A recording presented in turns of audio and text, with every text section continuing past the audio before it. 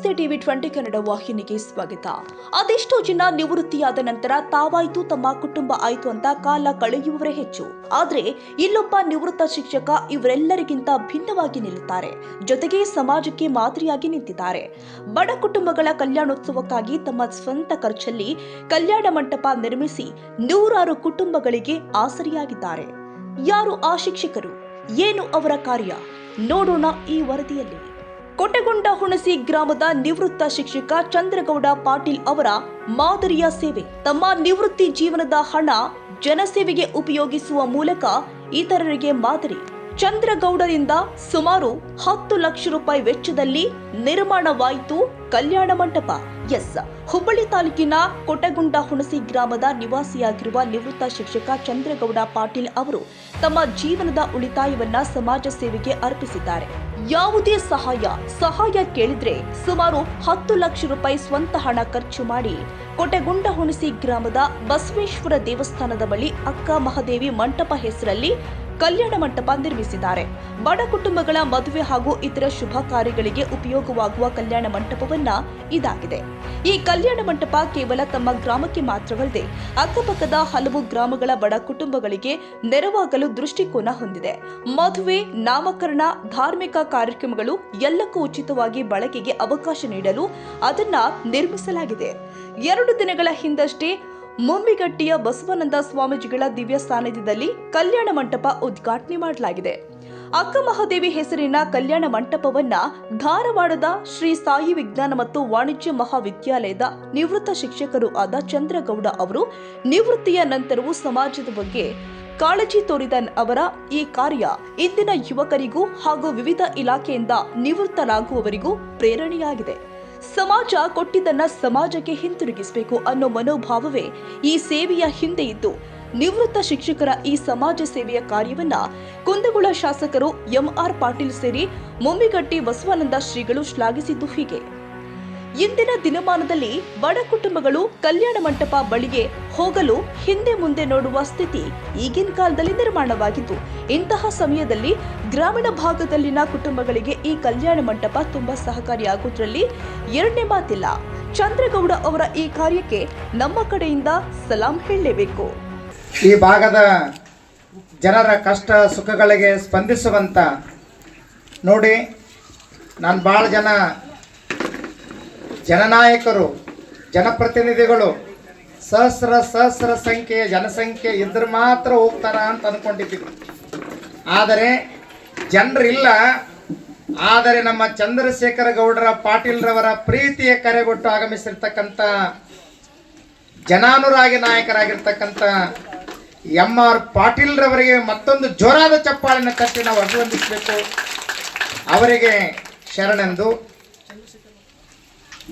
ಕಾರ್ಯಕ್ರಮದಲ್ಲಿ ಪಾಲ್ಗೊಂಡಿರ್ತಕ್ಕಂಥ ಎಲ್ಲ ಹಿರಿಯರೇ, ಅನುಭಾವಿಗಳೇ, ಶರಣ ತಂದೆ ತಾಯಿಗಳೇ, ಮುದ್ದು ಮಕ್ಕಳೇ, ನಿಮ್ಮೆಲ್ಲರಿಗೂ ಅನಂತ ಕೋಟಿ ಭಕ್ತಿಯ ಶರಣು ಶರಣಾರ್ಥಿ.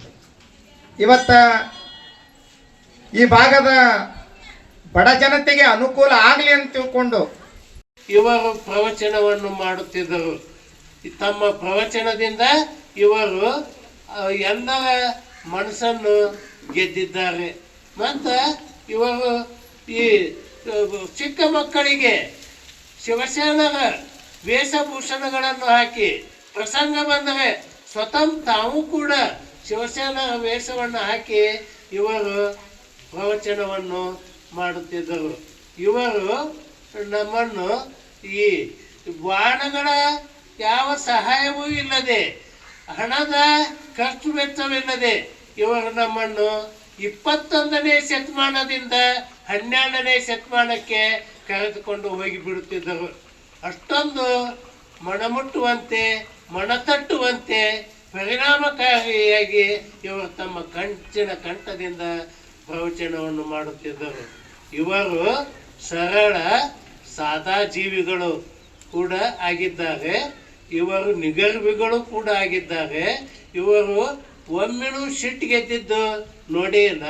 ಯಾವಾಗಲೂ ಎಲ್ಲರಿಗೂ ಜೊತೆಗಳು ನಗುತ್ತಾ ಮಾತಾಡಿ ಅವರ ಸಮಸ್ಯೆಗಳನ್ನು ಆಲಿಸುತ್ತಿದ್ದರು, ಅದಕ್ಕೆ ಪರಿಹಾರವನ್ನು ಸೂಚಿಸುತ್ತಿದ್ದರು. ಶ್ರೀಮಂತರು ಲಕ್ಷ 2 ಲಕ್ಷ ಕೊಟ್ಟು ಕಲ್ಯಾಣ ಮಂಟಪ ಬುಕ್ ಮಾಡಿ ಮದುವೆ ಮಾಡ್ಕೊಂಡು ಬರ್ತಾರೆ. ಆದ್ರೆ ಅದು ಬಡವರಿಗೆ ಸಾಧ್ಯ ಆಗೋದಿಲ್ಲ. ಅವ್ರು ಬಡತನ ಸ್ಥಿತಿಯಾಗಿರ್ತಾರೆ. ಅದಕ್ಕೆ ಆ ಬಡವರಿಗೆ ಅನುಕೂಲ ಆಗಲಿ, ಬಡವರಿಗೆ ಮದುವೆ ಆಗಲಿ ಅನ್ನೋ ಉದ್ದೇಶ ಇಟ್ಕೊಂಡು, ಒಳ್ಳೆಯ ಉದ್ದೇಶ ಇಟ್ಕೊಂಡು ನಾವೊಬ್ಬರೇ 10 ಲಕ್ಷ ರೂಪಾಯಿ ಹಾಕಿ ಈ ಕಲ್ಯಾಣ ಮಂಟಪ ಮಾಡಿದೆ. ಮತ್ತು ನಾನು ಬಸವಣ್ಣ ಬಾಗೇವಾಡಿಯಲ್ಲಿ ಸೇವೆ ಸಲ್ಲಿಸಿದ್ದರಿಂದ, ಬಸವಣ್ಣವರ ಜನ್ಮಭೂಮಿ ಬಸವಣ್ಣ ಬಾಗೇವಾಡಿಯಲ್ಲಿ ಸೇವೆ ಸಲ್ಲಿಸಿದ್ದರಿಂದ ಬಸವಣ್ಣವರ ಸಮಕಾಲೀನರಾದಂತಹ ಈ ಅಕ್ಕ ಮಹಾದೇವಿ ಹೆಸರನ್ನೇ ಇದಕ್ಕೆ ಇಡಬೇಕಂತೇಳಿ ನನ್ನ ಮನಸ್ಸಿಗೆ ಅನಿಸ್ತು. ಹೀಗಾಗಿ ನಾನು ಅಕ್ಕ ಮಹಾದೇವಿ ಹೆಸರನ್ನಿಟ್ಟೆ.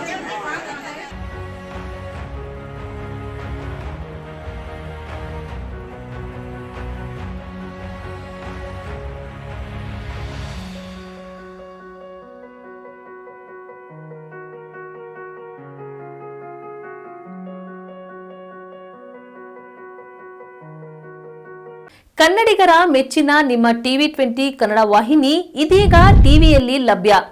ಕರ್ನಾಟಕ ಮತ್ತು ದೇಶ ವಿದೇಶದ 360 ಡಿಗ್ರಿ ಸುದ್ದಿ ವಿವರವನ್ನ ಪಡೆಯುವುದಕ್ಕೆ TV20 ವಾಹಿನಿಯನ್ನು ಲೈಕ್ ಮಾಡಿ, ವಿಡಿಯೋಗಳನ್ನು ಶೇರ್ ಮಾಡಿ, ಕಮೆಂಟ್ ಮಾಡಿ, ಸಬ್ಸ್ಕ್ರೈಬ್ ಮಾಡಿ.